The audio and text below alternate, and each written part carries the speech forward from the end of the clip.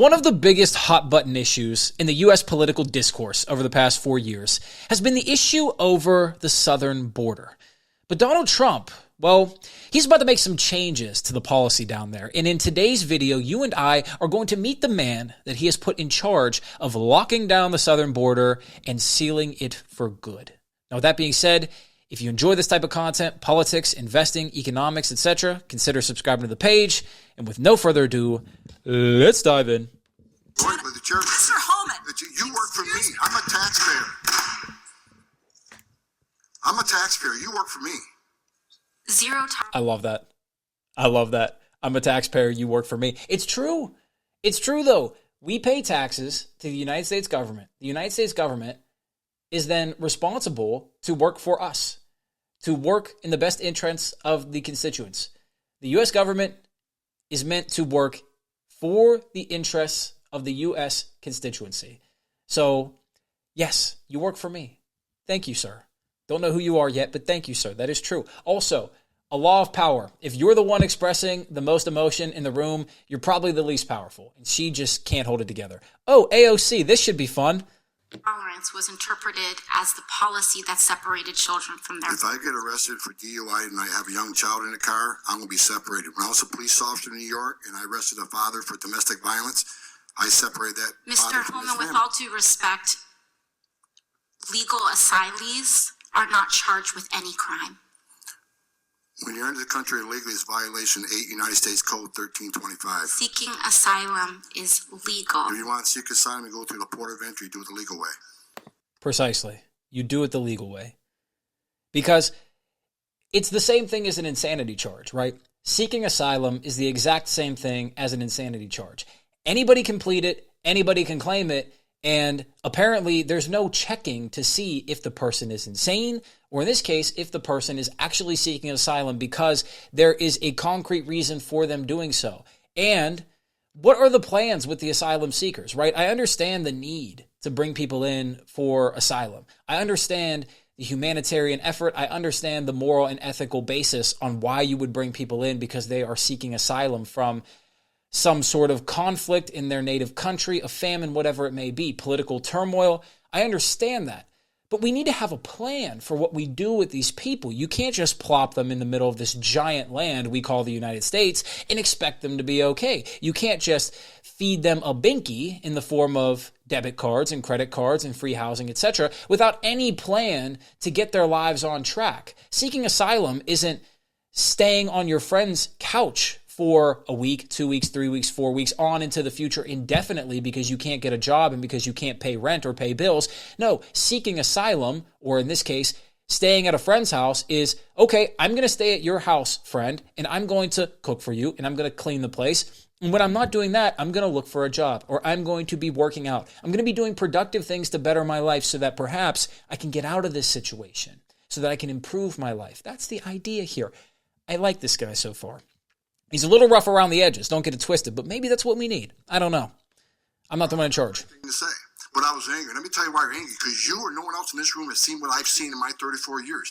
You didn't stay in the back of tractor trailers trying my 19 dead aliens that suffocated to death because the smuggler didn't care, including a 5-year-old boy. What do you think his last 30 minutes were like? I was there. I seen it, I smelled it, I saw it, and I had a 5-year-old boy at the time, and it changed me for the rest of my life. I've seen people who couldn't pay their smuggling fees get stabbed in the face 22 times. 31% of women are being raped crossing this border. Children are dying. Cartels are getting rich. Why am I angry? Because you haven't done anything to fix it. Nothing. That's tough to hear. That's tough to hear. And, of course, I'm not down on the border, so what do I know? But it seems likely to me, probabilistically, that all of that stuff is occurring. And at a certain point, you have to ask the question, what's the net negative here? What's the net positive here? Are we getting the net result we want? Well, it depends on who you ask, of course, but if you're actually doing this for humanitarian reasons, if you're doing this for moral and ethical reasons that are based in fundamentally good values, then you have to ask the question if this is a net positive or a net negative. And I love the point here. He probably has seen more than these bureaucrats sitting in Washington, D.C. Former head of ICE, yeah, he's probably been around the block a few times, probably seen some things that'll make your spine shiver.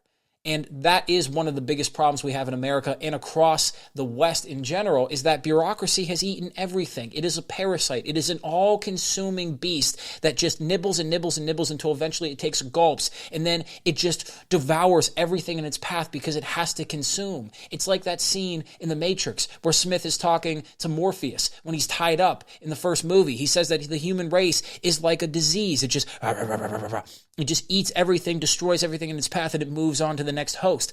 That's essentially the bureaucracy. So I can respect the man for saying, look, you haven't seen anything. You've been cushy. You've been sitting on couches. You've been smoking your cigars. You've been looking like fat cats. I've been in the field. I get it. But let's see what else he has to say.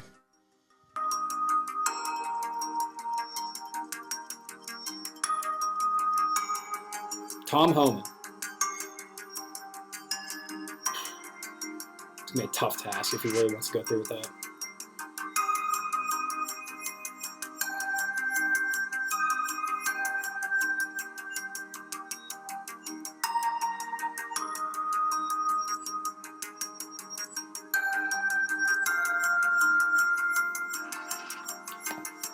Well, yeah, of course, Republicans are going to back him whenever he shoots down AOC's comments. First and foremost, her rhetoric and her tone is incredibly snide.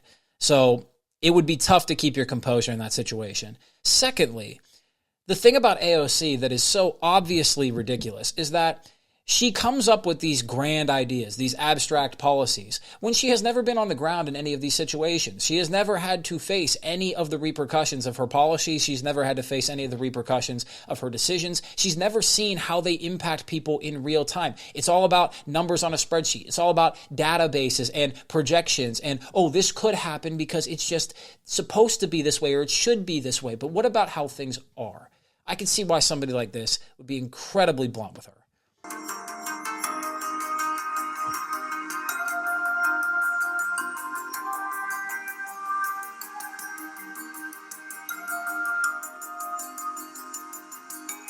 Mr. Hohman, do you understand that the consequences of separation of many children will be lifelong trauma and carried across generations? Have we not learned from the internment of Japanese Americans? Mr. Hohman, I'm a father. Do you have children? How can you possibly allow this to happen under your watch? Do you not care? Is it because these children don't look like children that are around you? I don't get it. Have you ever held a deceased child in your arms? What a baseless comment. Always make it about race, right? First of all, your comments are disgusting. I've served my country for 34 years. I find your comments disgusting as well. I've served my country for 34 years. And yes, I held a 5-year-old boy in my arms in back that tractor trailer. I knelt down beside him and said a prayer for him because I knew what his last 30 minutes of his life was like. And I had a 5-year-old son at the time. What I've been trying to do in my 34 years serving my nation is to save lives. So for you to sit there and insult my integrity and my love for my country and for children, that's why this whole thing needs to be fixed. And you're the member of Congress. We agree on that. Fix it. This room has seen what I've seen in my 34-year career. Very well. No one has experienced what I've experienced. I've saw many dead bodies coming across this border. And you want to talk about the memo? This memo is one option to stop death. Not just about enforcing the law, stop death. If you want to legalize illegal immigration, good luck with that, because it's going to get a hell of a lot worse on that border. If you say, well, okay, from now on, there will be no consequence, no deterrence. It's not illegal to come to this country illegally. More families will come. 31% women would be raped. More children would die. We're a nation of laws. If you don't like it, sir, change it. You're the legislator. I'm the executive branch, and I've served my country honorably for 34 years. And I will not sit here and have anybody say that I don't care about children because you're not the same color as my children. Thank you very much. Dates back to April 23rd. And this is why soldiers only respect the general that leads from the front. Because when the general sits in his tent at the camp and smokes his cigar, man, I can't even speak, dude. It's just so frustrating to see this occur, but it's perfectly natural because human beings have been doing this forever. This is the pattern of human history. The same things occur over and over and over and over and over again. There's a reason why the Roman legions did not respect many of the emperors post-Commodus. It's because they were all lazy and arrogant and entitled, and they never stepped foot on the front lines. They never fought battles. They fought in their little gladiator fights at home where they were all rigged, or they were whining and dizing and smoozing. No, people who do things like people who do things. People who do things hate people that don't like people that do things. It makes perfect sense to me. Of 2018, where there was an official recommendation to, quote, pursue prosecution of all amenable adults who cross our border, quote, illegally, even though this applied to legal asylum seekers in practice, including those presenting with a family unit between ports of entry in coordination with DOJ. Here is the memo that I would like to submit to the congressional record. What is the name of that?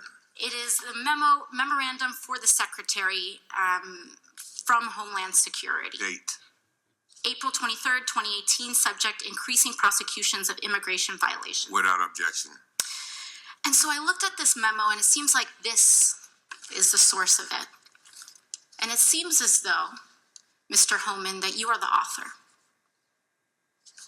It says here from yourself, Kevin McAleenan. Did she even prepare for this? Why are we going through this and saying, but it seems like... And Francis Cisna. Is this correct? Did you sign the memo? I'd have to see what you give her. I'd be happy to provide it. He's like, I've never even been briefed on this. And we'll provide it over. But I would like to note that here it says the official recommendation. There were 3 different options presented. The third included the option for family separation. This initiative would pursue prosecution of all amenable adults, including those presenting with a family unit. Mr. Hohman, your name is on this. Is this correct? Yes, I signed that memo. So you are the author of the family separation policy. I am not the author of this memo.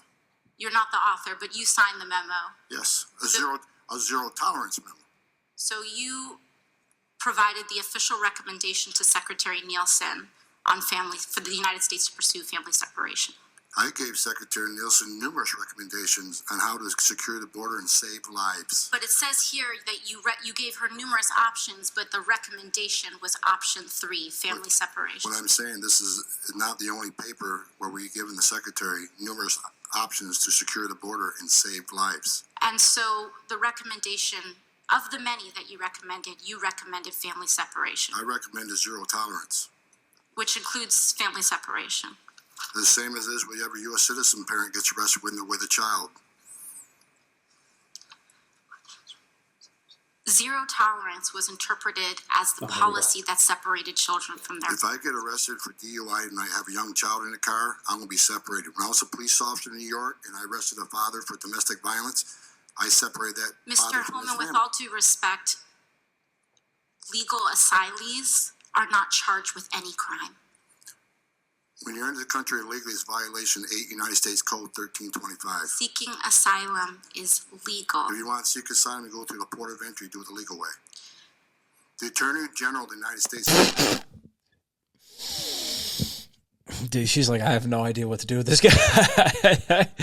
Oh, man. I feel bad for her in this situation. She does not look prepared to handle this at all. Made that clear. Okay. Mr. Hohman. Okay. Okay. We're just going to move on here. Checkmate. Please respect the chair and the authority of... Please respect the chair. Why can nobody speak in our U.S. government? Why can nobody say a coherent sentence off the top? Why, without a teleprompter, can nobody clearly articulate their thoughts?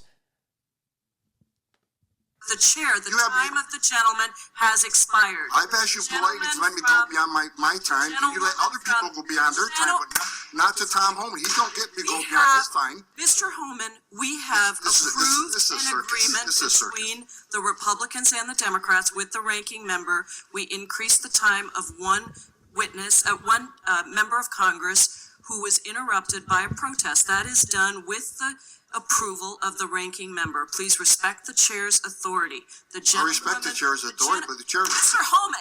You work for me. I'm a taxpayer. I'm a taxpayer. You work for me. I have no idea what they were talking about here, but look, immigration's fine, just do it legally. Asylum's fine, just do it legally. Vet the people that come in. I don't know why this is a big issue. I don't know why this is debated over. It should be that simple. People on the right don't hate immigration. They don't like illegal immigration. Just like if I were to illegally immigrate to another country, they wouldn't like it. They wouldn't be too fond of it. If I just showed up on the shores of some island nation, they'd kick me out. Or they'd ask me, what are you doing here? Why did you arrive here? Were you shipwrecked? If so, maybe we can help you. That's called asylum seeking. There's a reason for it. And then they'll help me get on my feet, maybe if they're kind. If not, they'll just cast me aside. But if they're kind, they'll help me get on my feet, and then they maybe build me a ship, and then I go back to my home country, right? There's a plan here. There are steps you take. You don't just bring people in a vacuum and then just, all right, have fun. And the only reason why I can say that confidently is because it applies to every part of life. If you don't have a clear plan in place, things don't get done. And then you have reverberating consequences from that unclear plan. That's why you have the reverberating consequences that are going on today. So, granted, is his blunt nature the best? No, maybe it's not the best. Maybe you don't like him as an individual. Maybe you think he's a little rough around the edges. Maybe you think he's a little hard-nosed. I don't know enough about his history to really make a judgment, nor do I care to make a judgment, because what is it worth to me? But when you have estimates coming out that there have been 15 to 50 million new people entering the country illegally, that's just destabilizing. Now, you can ask the question as to why. Why are they coming here? Is it because America is destabilizing the countries that they are coming from? Fair question. I don't know. I'm not behind the curtain. I couldn't tell you. But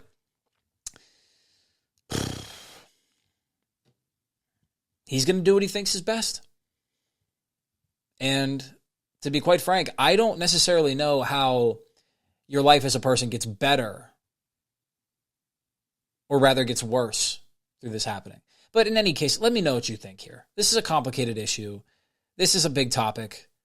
It's got people heated up on both sides. Let me know what you think in the comments. Let me know what you think about this guy. And with that being said, stay tuned for the next video. I will see you. Much love. Peace. This is Nathaniel Kanakal. Have a blessed day.